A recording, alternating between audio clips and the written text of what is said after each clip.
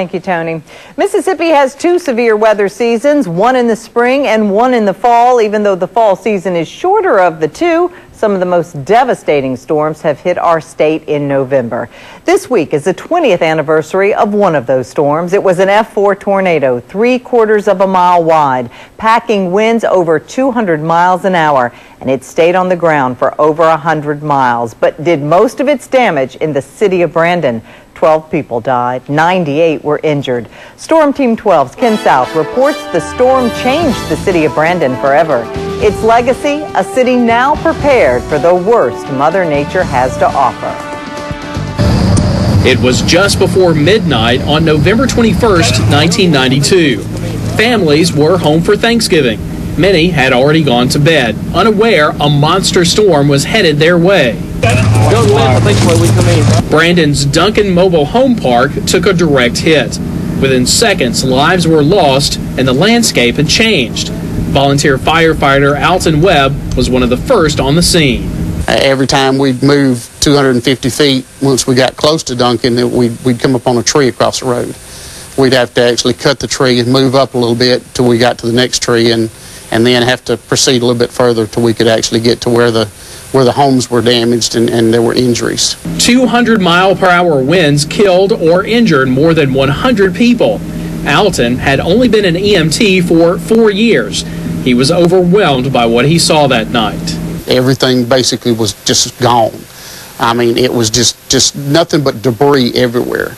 And I could, as I shined my truck lights out into the Duncan Park, I could hear people calling for help. And boy, you step out and be one of the only ones on the scene and actually hear that, it'll put a chill down your spine, that's for sure, because it's just, you don't know what to do first. The Brandon tornado of '92 changed this community, including Alton Webb. From that day forward, both made a commitment to keep the city of Brandon storm ready. 20 years ago, Brandon had 2 outdoor weather sirens. Today, they have 19. Every public works official, including police and firefighters, are now required to have storm spotter training, and every public building is equipped with a weather radio. And today, Alton is the man with the responsibility of keeping the citizens of Brandon aware of dangerous weather. I think it's a great thing to be able to anticipate the storms ahead of them actually arriving and giving the people as much heads up as possible. National Weather Service meteorologist Stephen Wilkinson certifies municipalities as storm ready. He says Brandon was one of the first in the nation to receive that recognition in 2000. They are comforted to know Alton is the person in charge of disseminating their warnings. It's great to have someone in a community that you can call up, give them information. Hey, it's coming toward your community. This is very serious. We recommend you do everything you possibly can to let people know. Alton knows he can't stop severe weather from happening, but he can make sure the people of Brandon are ready when it does.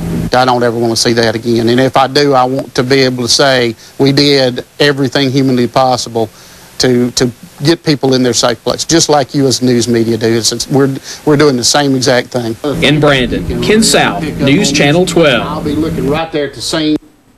And the Brandon tornado of 1992 is considered a super tornado, one of only 26 nationally since 1950 to rate an F4 or higher and stay on the ground for over 100 miles. Now, you can follow Alton Webb's updates from the Brandon Emergency Operations Center on Twitter. You can also go to our website, WJTV.com, and sign up for Storm Alert 12. There you'll get free warnings delivered instantly to your email and mobile devices.